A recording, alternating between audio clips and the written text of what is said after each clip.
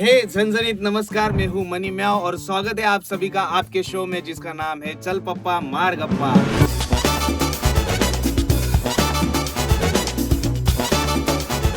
तो आज के हमारे इस शो में एक नए गेस्ट आने वाले हैं जो कि गेस्ट एकदम हैंडसम, चार्मिंग और एकदम माइंड ब्लोइंग इंसान है। जी हाँ, तो 3 साल पहले अगर आप इस गेस्ट को देखते थे तो इस गेस्ट में बहुत सारे चेंजेस नहीं थे, बट अभी 3 साल के बाद इस गेस्ट ने इतने सारे चेंजेस किए हैं, इतने सारे अपने बॉडी में देखो या फिर अपने गेमिंग करियर में देखो या फिर अपने यूट्यूब करियर के बारे में देखो तो इतना बहुत सारा ग्रोथ किया है। और इसके बाद अभी 4 साल के बाद जिन्होंने इस करियर की जो सक्सेस की जो सीढ़ी चढ़ी है और अभी जो सक्सेस ले रहे उसके लिए उनको बहुत सारी बधाई। तो फटाफट मैं आपको इंट्रोड्यूस करवाता हूँ हमारे नए गेस्ट का।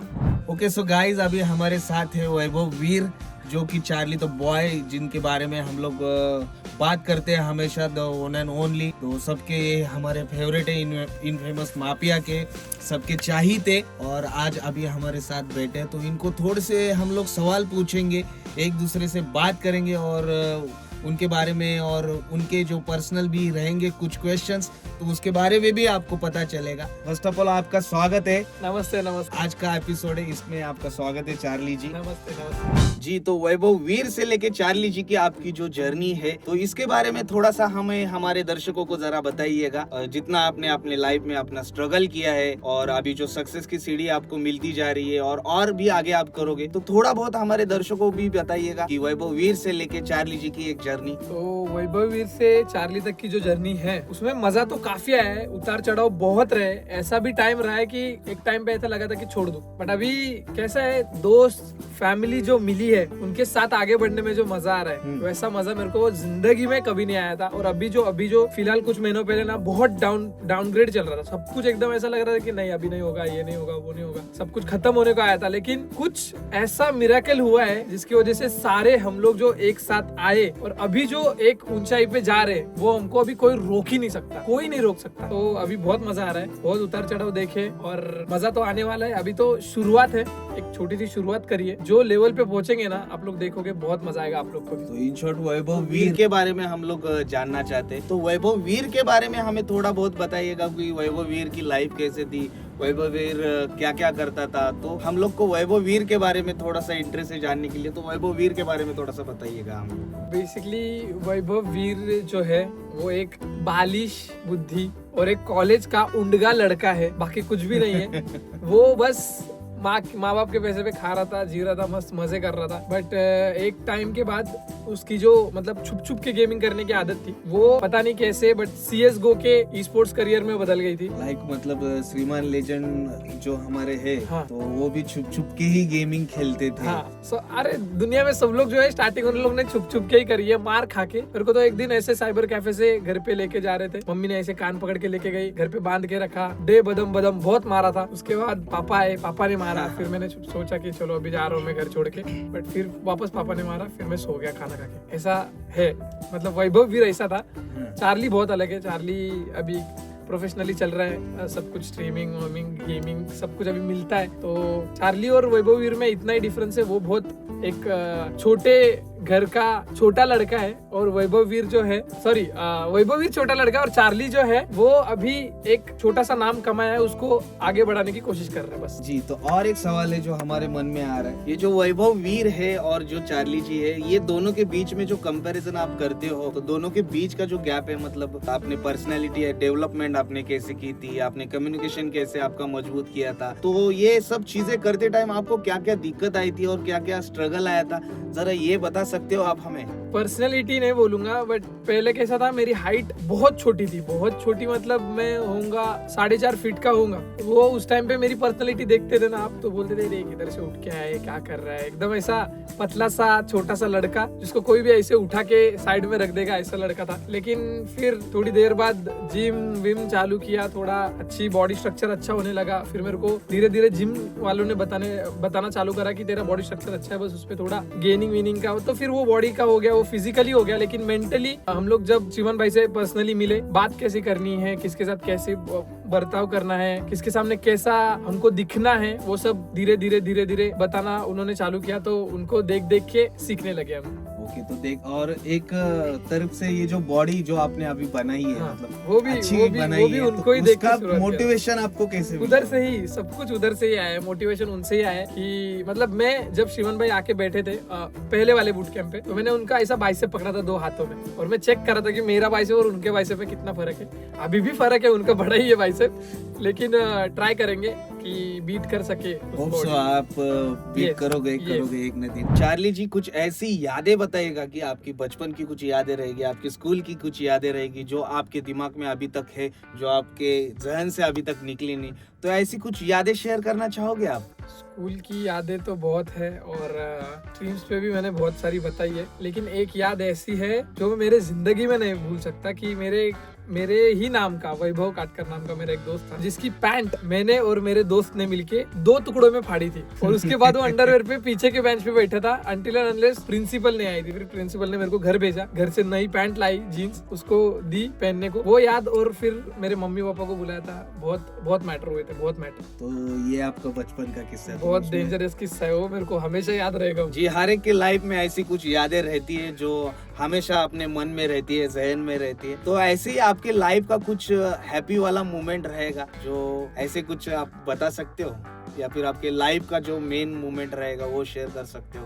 पुणे मीटअप सबसे डेंजरस मोमेंट था वो, उसमें मैं बहुत हैप्पी था और बहुत डरा हुआ था।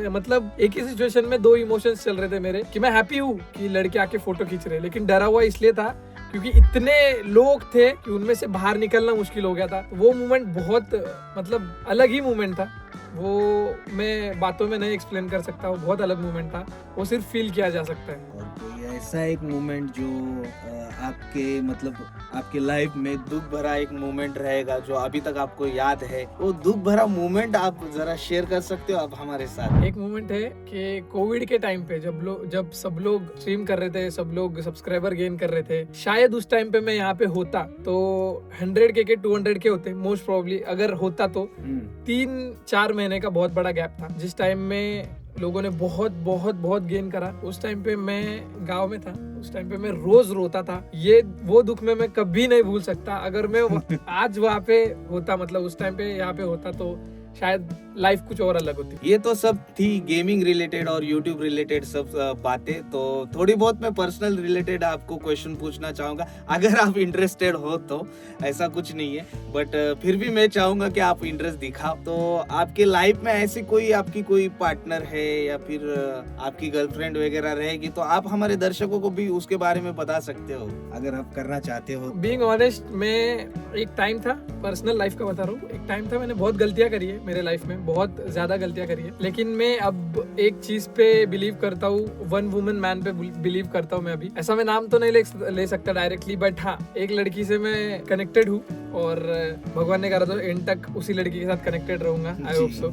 तो यप, दैट्स इट कि मैं मेरे लाइफ में बहुत गलतियां कर चुका हूँ और वो गलतियां मेरे को रिपीट नहीं करनी है बस पर्सनल लाइफ में। यस, तो अभी मतलब हमें तो एक तरफ से हम लोग को तो मतलब आपने बताया है अभी कि आप कमिटेड हो। हाँ, कमिटेड। तो आपके लाइफ में ऐसा कुछ मोमेंट रहेगा जो हैप्पी मोमेंट है जो आपको अभी भी याद है? हाँ, मेरी एक पर्सनल बहुत ये है कि मैंने फर्स्ट मेरा जो पीसी था वो मैंने पापा से लिया था। फिर उनको मैंने उतना ही जिस अमाउंट में मैंने पीसी 60,000 का पीसी था, बहुत छोटा सा पीसी था, वो अमाउंट मैंने उनको जब रिटर्न करी थी मेरे फर्स्ट यूट्यूब इनकम से, 4-5 महीनों की इनकम एक साथ आई थी, तो वो जब मैंने उनको रिटर्न करी थी तो मुझे बहुत ज्यादा खुशी हुई थी और मेरे से ज्यादा खुशी उनको हुई थी। वो बहुत बड़ा मोमेंट था। ये सबके लाइफ में एक्चुअली ये मोमेंट आना चाहिए, और ये मोमेंट जब भी आता है और हम लोग अगर मम्मी पापा से लेते हैं, पैसे लेते हैं हमारे कोई शौक पूरी करने के लिए या फिर चीज लेने के लिए, और फिर से जब भी हम लोग उनको रिटर्न देते हैं तो एक्चुअली में प्राउड फील होता ही है अपने मम और डैड को। सो अच्छा है ये चीज। और एक चीज थी लास्ट में मैं आपको पूछना चाहूंगा कि जैसे कि आप स्ट्रीमिंग कर रहे हो, गेमिंग भी आपकी चालू है, बाकी की अदर एक्टिविटी चालू है, साथ साथ आप बाइक राइडिंग भी करते हो, मोटो व्लॉग भी बनाते हो। तो ये बाइक राइडिंग का और मोटो व्लॉगिंग का ये जो आपके अंदर का टैलेंट है, ये जो आपके अंदर की खूबी है, ये कहाँ से आपको जनरेट हुई है, मतलब ये कहाँ से आई, इसके बारे में बताइएगा जरा। बाइक राइडिंग तो बहुत बहुत पहले मुंबई के निखिल जी थे, जिनको बचपन से देख रहे, बहुत टाइम से। सुबह उठने का 10 बजे उनका व्लॉग चालू होता था। हाँ, उनको बहुत फॉलो करता था। तो मुंबई का निखिल एक है, और ऑब्वियसली श्रीमान भाई उन्होंने चालू करा था, और उनके साथ साथ हमने चालू करा था। तो वो है, दो बंदे जो है बहुत जबरदस्त मोटिवेशन है। और ऐसे धीरे धीरे करके और चीजें भी होंगी। मोटो व्लॉगिंग तो अभी बहुत बेसिक स्टार्टिंग फेज पे हमारा, तो उसको भी अपग्रेड करेंगे थोड़ा। अभी न्यू बाइक लेने का सोच रहे, बट देखते।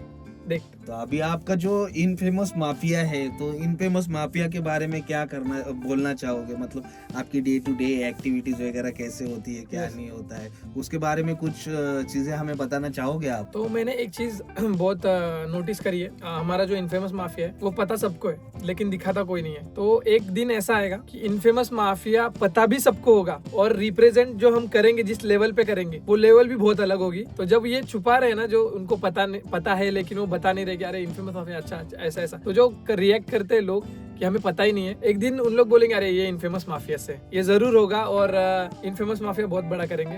अभी बहुत सारी चीजें चालू करने वाले तो होगा। और श्रीमान लेजेंड, ये जो व्यक्ति है, ये जो शब्द है, इसके बारे में क्या बोलना चाहोगे? देखो, इस शब्द को हम वर्ड्स में नहीं बयां कर सकते, तो मेरे पास वर्ड्स नहीं है। बस लेजेंड जो नाम पीछे है, वो एक वर्ड बहुत है उनको एक्सप्लेन करने के लिए, उनकी पर्सनालिटी या फिर जो भी उनका करियर एक्सप्लेन करने के लिए। वो लेजेंड वर्ड है ना, वो बहुत बढ़िया है। बस वही वर्ड उनको एक्सप्लेन कर सकता है, बाकी कोई कुछ नहीं बोल सकता उनके बारे में। और कुछ थॉट्स वगैरह, या फिर आपको कुछ बताना चाहते हो आप? देखो, ऐसा कोई भी इंसान नहीं है इस धरती पे जिसने स्ट्रगल नहीं किया है उनके लाइफ में। हर एक इंसान है जिसने अपने लाइफ में स्ट्रगल किया है, बट वो स्ट्रगल हम एक दूसरे के साथ कंपेयर नहीं कर सकते। हर एक बंदे का स्ट्रगल अलग होता है। तो ऐसा तो नहीं बोल सकता कि कोई बंदा स्ट्रगल करके ऊपर नहीं गया है। और ऐसा भी है कि एक बंदा कभी ऊपर नहीं जा सकता, उसके दुश्मन हो या फिर कुछ भी हो, कोई भी उसका मतलब छोटा भी कोई दोस्त हो, वो भी उसको एक ना एक दिन काम आता है, उसके करियर के वाइज या फिर उसके लाइफ में। ऐसा कोई भी बंदा नहीं है कि वो अकेला ऊपर गया। तो मैं तो इतना ही बोलना चाहूंगा कि सबको साथ लेके चलो, सब एक साथ रहो, खुश रहो और आगे बढ़ते रहो। तो चार्ली जी, बहुत बहुत बहुत धन्यवाद, आप हमारे शो में आए, चल पप्पा मार गप्पा इस शो में।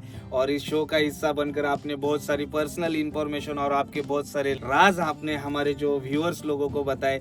तो इसके लिए आपको बहुत सारा धन्यवाद और बहुत सारा शुक्रिया और धन्यवाद। तो ऐसे ही बहुत सारे क्रिएटर हमारे इस शो में आने वाले हैं, और उनसे बहुत सारे हम लोग गप्पा शप्पा भी मारने वाले हैं। तो उसके बारे में अगर आपको अपडेट चाहिए तो लाइक करना, शेयर करना एंड सब्सक्राइब करना। और ऐसे ही मिलते रहेंगे किसी अगले नए वीडियो में। तब तक के लिए take care, good bye, tata, take care, bye bye, Tata.